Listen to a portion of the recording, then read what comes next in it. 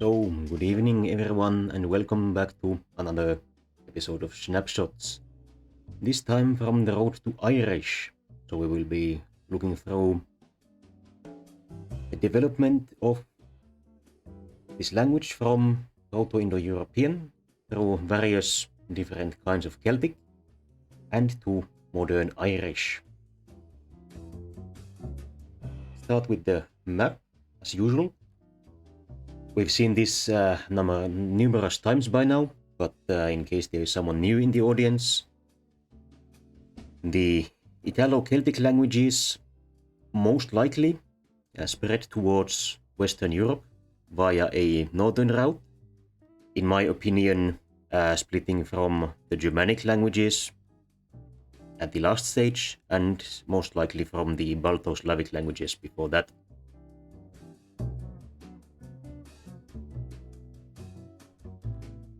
The sound changes that occurred at the Italo-Celtic stage, so before the Italic and Celtic languages split from each other, the Italic languages, of course, containing languages as Latin and the modern Romance languages, appear to have been relatively few, and it seems likely that this stage of the development was quite short. The primary one is the P to Q change. Here going from a P, some vowel cluster, and qua, like in quad.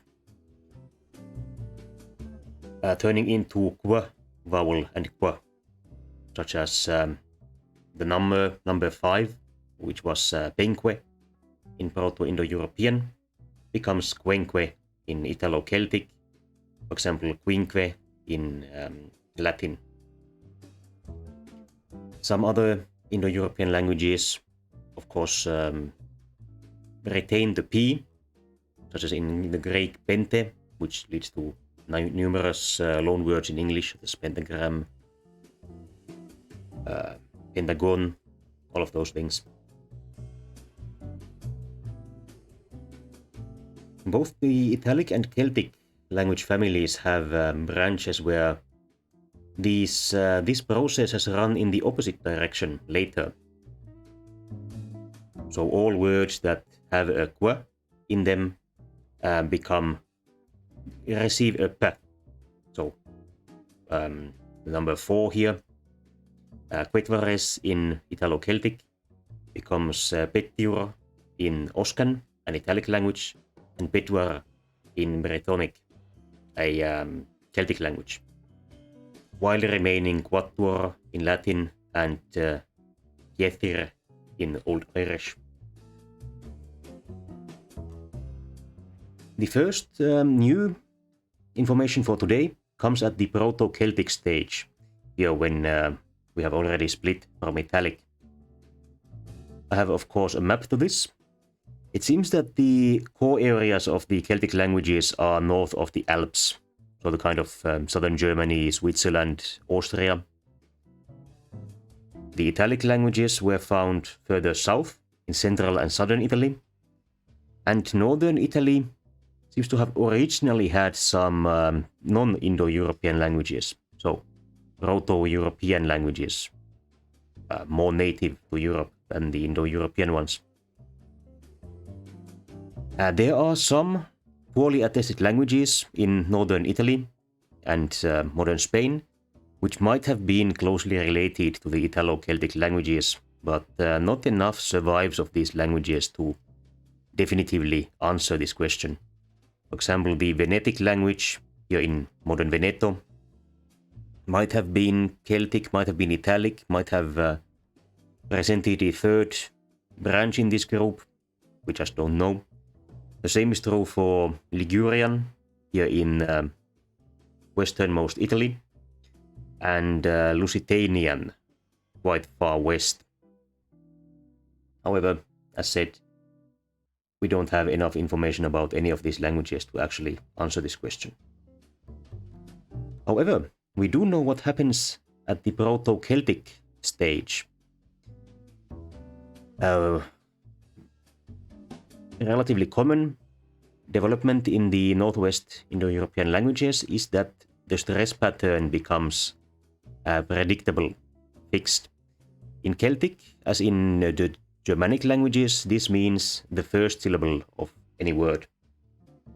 In the Italic languages, it also becomes fixed, but later stabilizes at the second to last syllable, such as it still is in, for example, Italian or Spanish.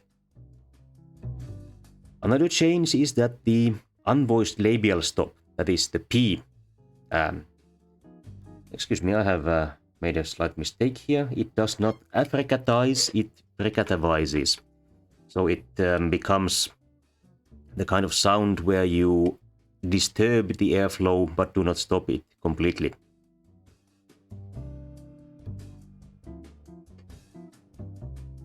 By this. So you go from P to F. This is very similar to an F in modern European languages, but instead of using one lip and one set of teeth, you use both lips. The aspirated voiced stops lose their aspiration. The aspirated voiced stops, such as B, turned out to be quite unstable in the Indo-European languages. They have disappeared in practically all European languages. And in the case of Celtic, this process is relatively simple. You just lose the aspiration, so you go from B to B. Breter becomes bratir, brother. Medu becomes medvos, originally meaning honey, but this word has come to mean something related to alcohol in all surviving and documentable Celtic languages. So it seems that the transfer from honey itself to mead, an alcoholic drink made from honey, must have happened relatively early in their history. And then gens becomes gansis. This originally meant goose, and is of course the origin of that word in English as well. However, in the Celtic languages, it seems to have come to mean a swan relatively early in their history. Then something a bit more unusual is that a voiced velar labialized stop. So voiced means that the voice box vibrates. A voiced velar stop is g, like in gansis here. But the labialized, when it's labialized, that means that once you have released the stop consonant, you make an extra sound with the lips. So like a w, gwa. This becomes a voiced labial stop. So the secondary articulation takes over and it becomes a sound made with the lips entirely. Here the example word is gwench, meaning woman, which becomes bena. And of course, a variant of this survives in the modern Celtic languages.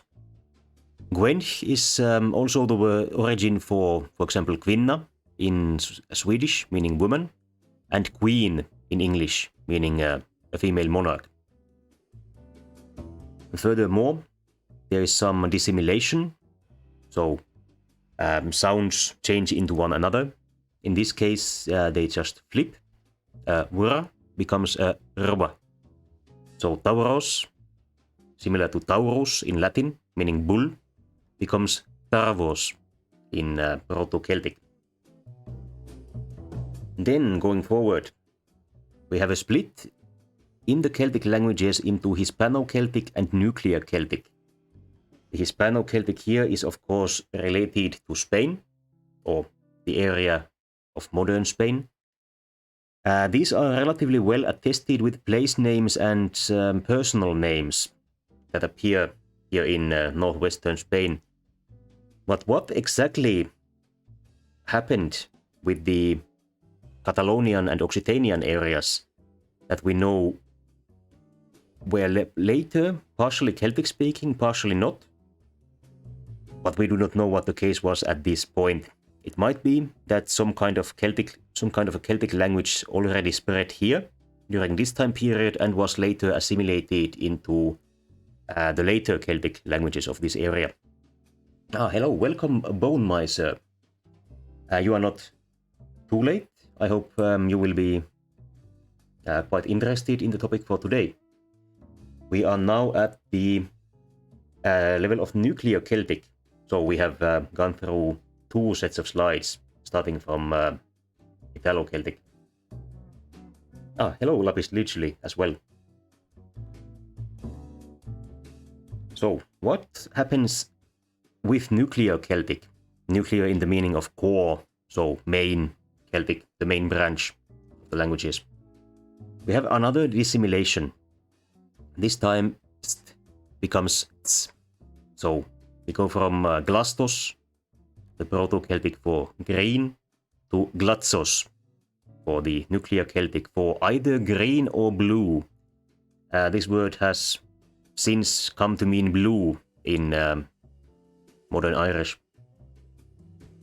And we have some vowel changes. Usually I avoid vowel changes as these are more difficult to approach, in my opinion. But it might be that this stage was quite short, as there are very few consonantal developments. One is a monophthongization of a medial A into an E. So this means when it is not at the end of the word. Here we go from Deus, similar to Deus in Latin, as the Proto-Celtic for God, and this becomes Deus in Nuclear Celtic. We also have a shortening of long vowels before nasal consonants, such as N, into the same sound but short. So we go from tarvom to tarvom. Here this is the genitive of, the plural genitive of a bull. So what we should compare it to in Latin is taurorum. You see that the raw element here has the long vowel, as does Proto-Celtic, but this is lost in Nuclear Celtic. The next split is into Cisalpine and Transalpine Celtic. Here the difference is which side of the Alps we are at. This is of course something that the Romans thought of. Cis and trans are the Latin prefixes for on this side and on the other side. So Cisalpine Celtic languages are spoken south of the Alps, this side, as seen from Italy, and Transalpine on the other side of the Alps. Here we have some more fairly small changes. Seems likely that this split happened after a short period of time again. And here the most notable one is the loss of intervocalic S. So S's that are between different vowels just become lost. Here we have Svesur, a sister in Proto-Celtic, becomes Sveur in Transalpine Celtic. And we have a similar process as to the monophthongization at the Nuclear Celtic stage, but this time happening at the ends of words. So A becomes E at the end of a word. Here we have an interrogative pronoun, meaning who. Que in Proto-Celtic becomes que in Transalpine. This is again quite similar to quis in Latin, or who. Then we come to the large mystery of the Celtic languages. As I mentioned, there are some languages that relabialize que into a p. This returns such words as quenque to the first instance returns to its original value p, but the second, let's say, overgeneralizes. So instead of returning to penque, this becomes pempe. Why this happens in Gaulish and Brittonic is a good question, because Gaulish is a Continental Celtic language, and Brittonic is an Insular Celtic language. Did these share a common origin, or did this appear in one of these languages and spread to the other as a consequence of language contact? This is unfortunately not a question that we can reliably answer based on linguistic evidence. But in my opinion, this is likely to have started in Gaulish, that is the language of Gaul, modern France, and likely spread to Brittonic, the languages of the large British Isle, usually called Great Britain. This would be easy to understand from time periods less in the past. We know that France and the French language have had an enduring effect on England and the English language. So a similar process occurring between the Celtic languages further back in the past is very easy to imagine. Then, within the Transalpine Celtic group, we have several branches, one of which is Insular Celtic, so Celtic on the islands, the British Isles.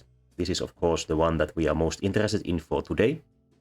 The other one is Gaulish, and another one is Galatian, which is another language that was poorly attested, so quite how it relates to the other Transalpine Celtic languages is a little fuzzy.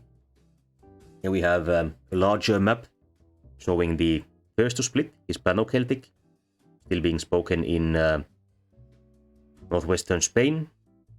Cisalpine Celtic being spoken in northern Italy. And then in the Transalpine languages, we know that a Celtic language was spoken here on the northwestern Balkan Peninsula. It's kind of Slovenia, possibly into Hungary and northern Croatia. But we don't quite know what kind of Transalpine language this would be. They might have remained more conservative, in which case we might not even need a new name for it. We might just keep calling it Transalpine. And it seems that the Galatian language here in Anatolia, modern-day Turkey, was also relatively conservative. This is a language island, as the saying goes. How exactly Celts came to live in Anatolia is, as far as I know, not quite known. Some kind of a migration must have taken place, but exactly how and when is a bit fuzzy again. We have Gaulish in modern-day France. So this is again a language where the in the P group, where, for example, the number 5 is not Quenque, it is Pempe. And then our Insular Celtic languages, in which we are, of course, most interested in. There are a lot of changes that occur in the Insular Celtic languages. This is likely because they are somewhat peripheral language, so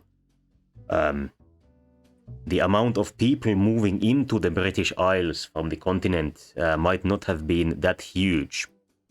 And in that case, the substrate effects from the previous language of the British Isles might have played a large part in this. Actually, speaking of the previous languages of the British Isles, there is an enduring folk belief that, for example, the Stonehenge would have been built by the Druids. This is not the case. In the British Isles, we have the Neolithic population, so Stone Age, the ones that actually did build the Stonehenge. These were an unknown group. And there is no continuity between the Neolithic and the Bronze Age populations of Great Britain or the British Isles in general. This is a new population from Central Europe.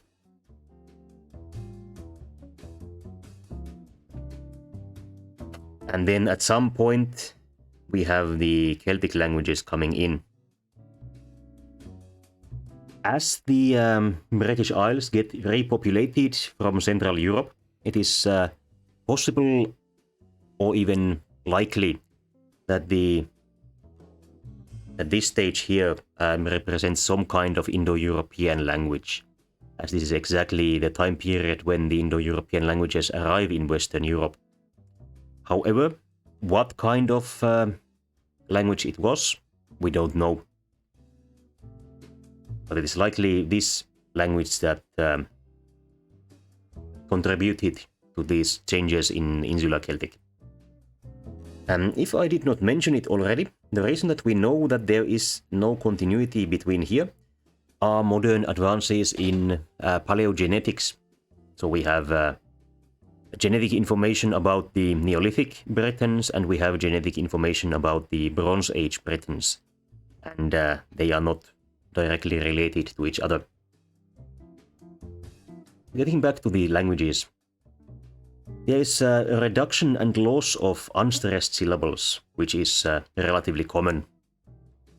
For example, the Transalpine neque for no one becomes nech in Insular Celtic. Here we also have some regativization.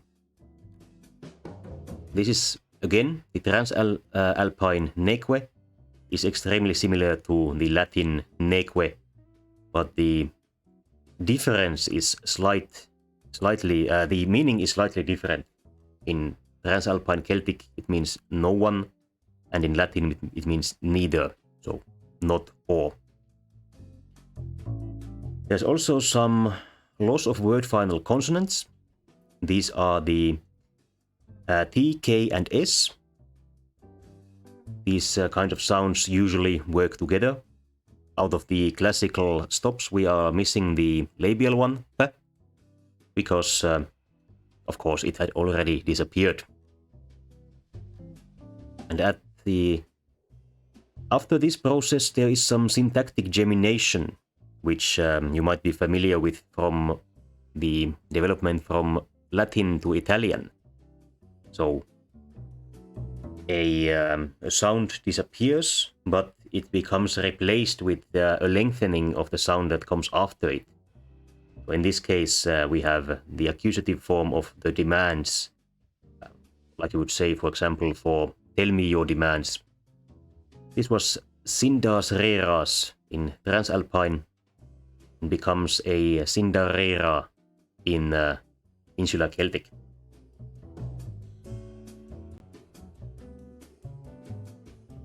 And at this stage, we begin some of the processes that lead to defining characteristics of the modern surviving Celtic languages. These are syntactic lenition and syntactic nasalization. These are similar to the gemination from the previous slide, but they change the sound that they work upon. In the case of lenition, the word final vowel merges with the next consonant and changes it into something else. So, for example, for the strong men, here we have a different order of adjectives than in English. First the substantive and then the adjective. This is the same as in the Latin and Romance languages, for example. The strong men. Sindi viri trevni. Again, vire here extremely similar to vire in Latin. But here we have the E and the W merging together to form a F. And the E and T merging together to form a Th.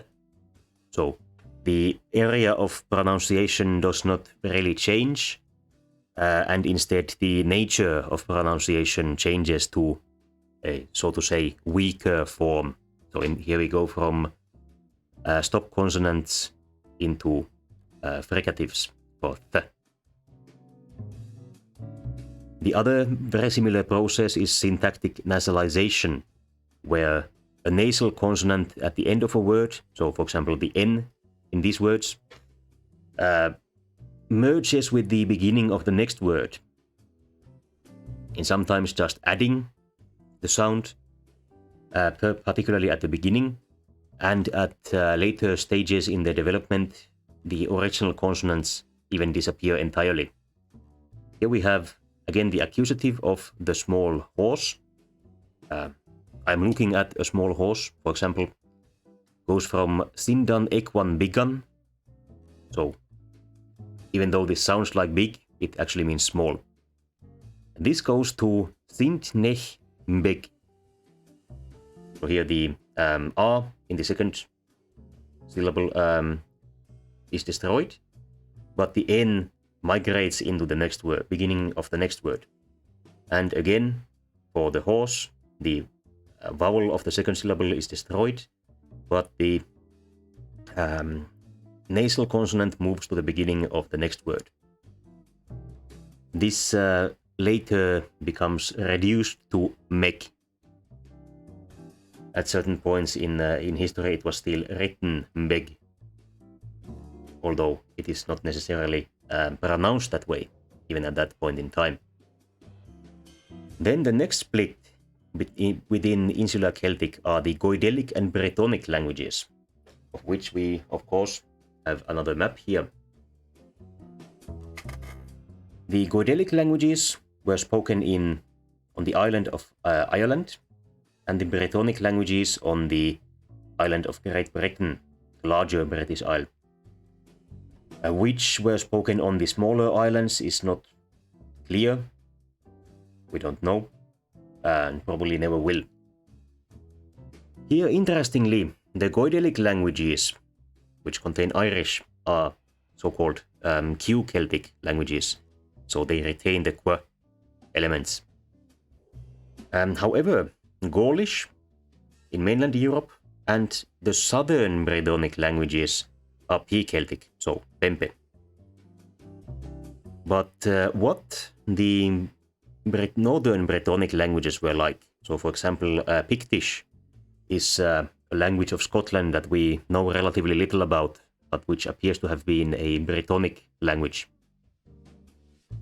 Whether or not this also took part in the P development is really unknown, and in the case of my own beliefs and hypothesis that the P phenomenon would have started in Gaul and been an aerial effect from the mainland into particularly southern Britain, it would make sense that Pictish might have remained Q Celtic. But as said, we don't know. Pictish was later assimilated into the Goidelic languages. At the Goidelic stage, we have further developments, particularly of the loss of sounds and syllables, but also the syntactic processes from the last slide. There's a simplification of affricates, so this is where we go from glazzo to glass, and at some point it changes its meaning from green to blue, possibly during a process where blue and green in general become differentiated from each other. You might know that, for example, in Japanese these are not strongly differentiated, and it is likely that it was not in the earlier Celtic languages either. For example, Latin also has a word that contains both green and blue colors, viridies in the case of Latin. This becomes green in the modern Romance languages, verde, verde. Then we have some sound losses again, this time the word initial S. And another merger where the nasals assimilate consonants that are next to them, but this time even within words. So not just at the word border, but within them as well. So we go from sindan to sind to in. In is similar to how the word the is in modern Irish. However, in the case of the masculine gender, this develops in a slightly different way. We go from sindas to sindah, a change of word final s into a h, and this becomes sind, later int, and this survives as a result of syntactic gemination in some later Goidelic words. If you learn Irish as a foreign language, these cases will likely be taught to you as irregular, because why this happens is not clear looking at modern Irish, but starting from the past, it's understandable how this came to be. So, for example, the Old Irish for the father would be intafir. Just the father without the particle would be afir. This T still appears in modern Irish. In addition, there is wide-ranging palatalization and velarization of consonants. In modern Irish, almost all consonants are either palatalized or velarized. The palate is the front part of the roof of the mouth, and the velum is the back part of the roof of the mouth.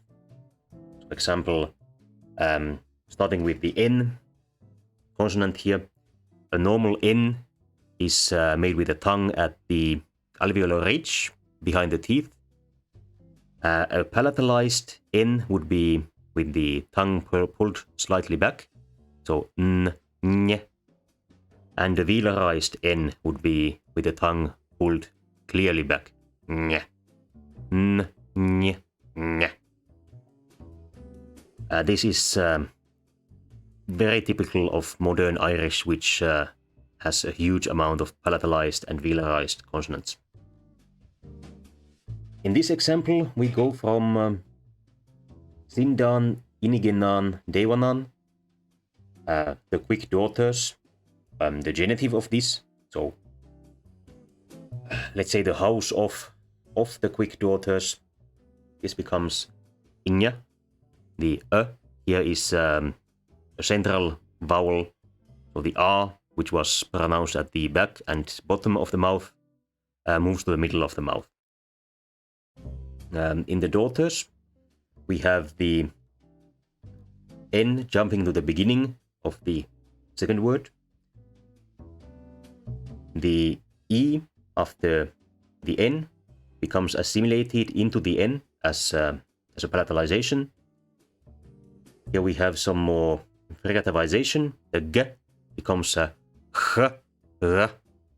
This is a sound that appears in relatively few modern languages and is difficult for me to produce. And then, out of the final syllable, the vowel disappears. The first N becomes palatalized, and the second N jumps to the final word here. And in this case, we already have a complete merger of the N, D. So this would have been Nyet at some point in history, at the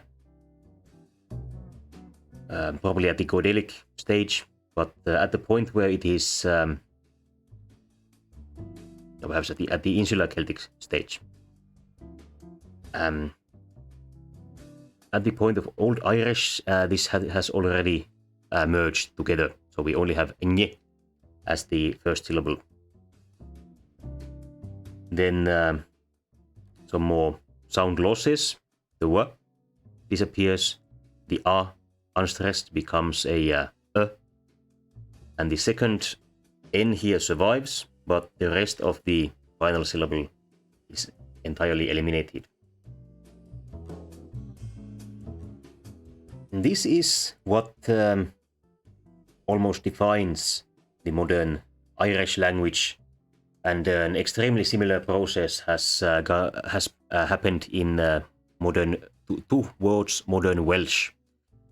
Both of these processes have their origins in the syntactic lenition and nasalization from the from the Insular Celtic period, but whereas they originally happened because of the sound context, they at this point become grammaticalized, which means that they begin happening not because of the sound context, but because of the grammatical context. In the case of Irish,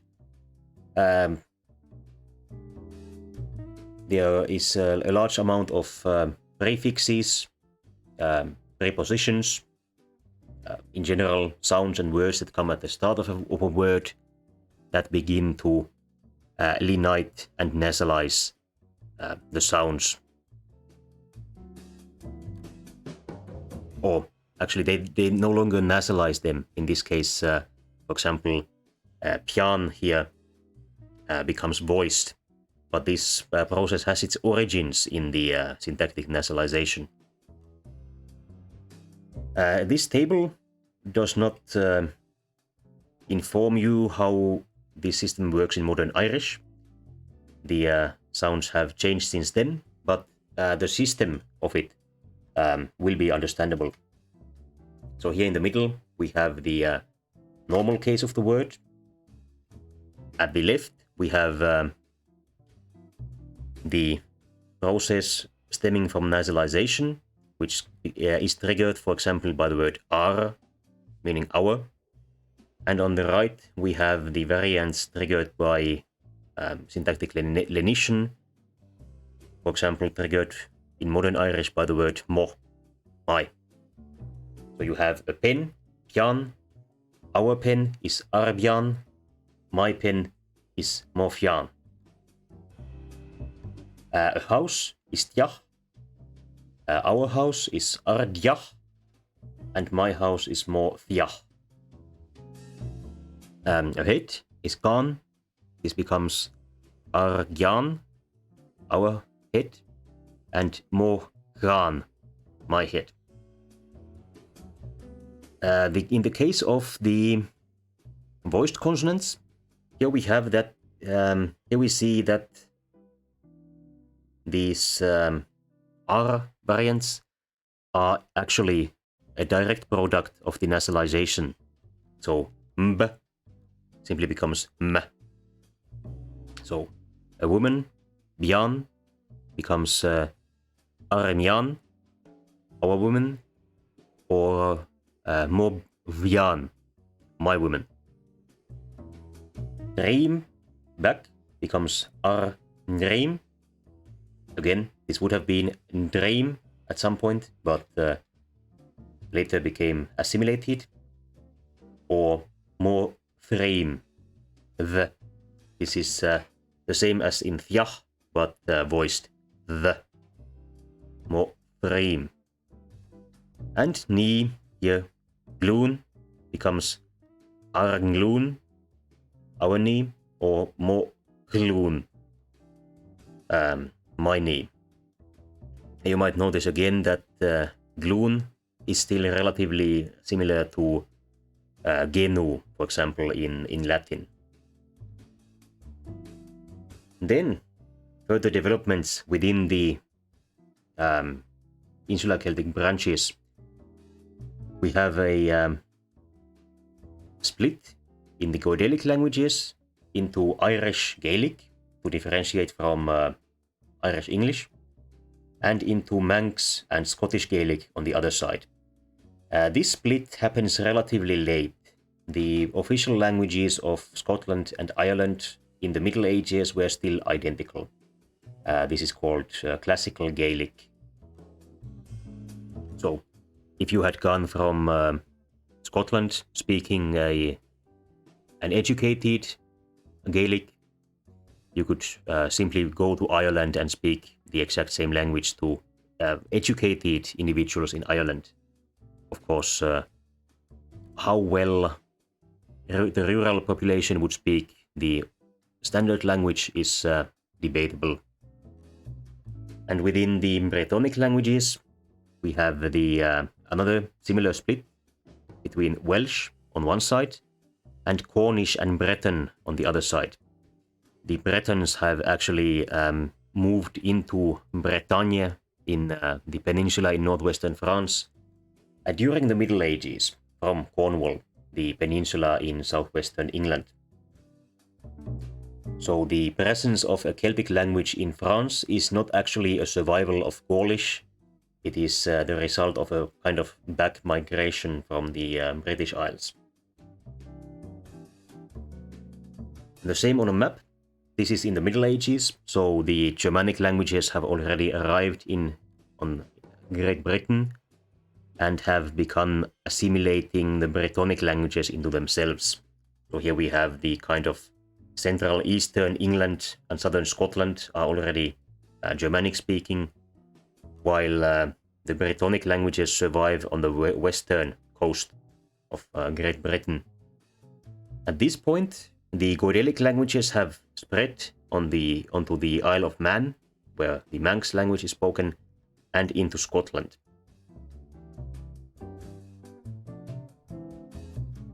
So here we have some developments which happen in Irish itself. So these are no longer shared with Manx or Scottish Gaelic. We have a collapse of fricatives. These turn into different kind of frictional sounds. For example, Morhiach, my house, becomes Morhiach in modern Irish. The palatalized S becomes hushed. Again, palatalized means that it is made with the tongue pulled to the front of the roof of the mouth. So S. I hope you hear that over the noise filter. So sister was Suesura in Proto-Celtic, becomes Sueura in Transalpine, Siura in Goidelic, and finally Shura in modern Irish.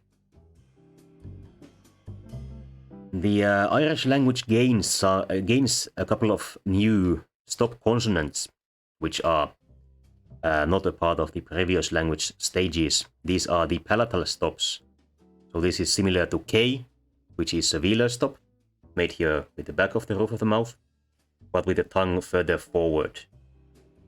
You can think of this as sort of, well, anatomically, it is between a T and a K, but I find that it sounds more like a K. This is formed from the palatalized velar stops, so G becomes G, and G becomes G. In modern Irish, there are some loan words with the velar stop K. However, these are newer loan words, or cases where there was no palatalization, but in the case of Irish, that is in fact quite rare. With this, we are done with the primary part of this presentation. The final ready slide is comparing Irish and French, as in my opinion these are surprisingly similar, certainly in their histories. Both of these are peripheral languages of their respective families. Both of them have undergone massive losses of phonemes and syllables. Here we have some examples from the previous Snapshots episode on French. We go from late Latin vitam to vi, and from saputum to su, where only tiny parts of the original words survive to the modern language. And this is of course exactly the same in Irish as well. We go from the head being sourcing quenan to enkang, which is a great loss of sounds. The here is developed from the e, so basically the first syllable is lost entirely, and in the case of head, the second syllable is lost entirely. other than that, the qu survives as a kind of k. This is of course not the case in Welsh. In Welsh, head would be something like pan. And as another example, the father, syndos fatir, here with the f. This is an extremely early stage of development, Proto-Celtic. Eventually becomes synth-athir, and to modern Irish, an dahr. Here the f has become a h, and this d survives as an archaism in some positions only, and at the beginning of the next word. This is an example of the kind of thing that gets taught as irregular, but actually has an origin that you can understand. And of course, both of these languages have an extremely difficult orthography. For example, we have here a couple of words in French. We have oiseau, meaning several birds, written as oiseaux. Why exactly is a bit of a mystery. For example, the X here has been added relatively recently. It was not there in medieval French. The origin of this word is avicellus, a birdie, let's say, avis with a diminutive suffix. So there was actually never any sound that should that could be written with an X. I imagine the X is there to remind one of the S that was formerly there, but exactly why it is an X and not an S is entirely unclear to me. There is a small city, I think near to Paris, called Cessan. The tildes here mean that it is a nasal vowel. Here you can see how it is written, and the original name was Sanctus Sidonius, named after a saint, thematically appropriately from the British Isles. Here we have the A,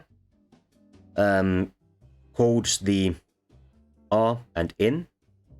The nasalization in French comes from nasal consonants that have been absorbed into vowels, producing, instead of a vowel and a nasal consonant, a nasal vowel. And the A, I think, comes from the S and O and N. So again, quite a small part of this survives. And then getting into Irish, we have something here that looks like a much longer word, but is actually pronounced Eur, meaning books. Here the B is because there was originally a lenited sound here, but it has been eliminated entirely. So much like in the case of French and English, the extra letters stand for something, but something that is no longer there. In the same way that a knight with a horse and a sword is written knicht, because it used to be pronounced knicht. However, the marking of the lenition in Irish is quite bizarre, to say the least. Here we have an example from the title of the Irish national anthem, actually. You might notice that it is the third letter in this second word that is capitalized. And that is because this word normally has an F at the start of it. And this would lenite into something else, which is marked with a BH, same as here. However, of course, something has changed, and now the lenited form of F is V. So the B, H, and F all stand for the V. Quite difficult for foreigners. So this is actually pronounced ng, vian, the of soldiers. The full title is The Song of Soldiers. And with that, we come to the end of this prepared presentation. Thank you to everyone for watching. La missa è finita. Thank you for coming to my TED Talk. And goodbye to everyone watching on YouTube. I will stop the recording. Have a good period of day.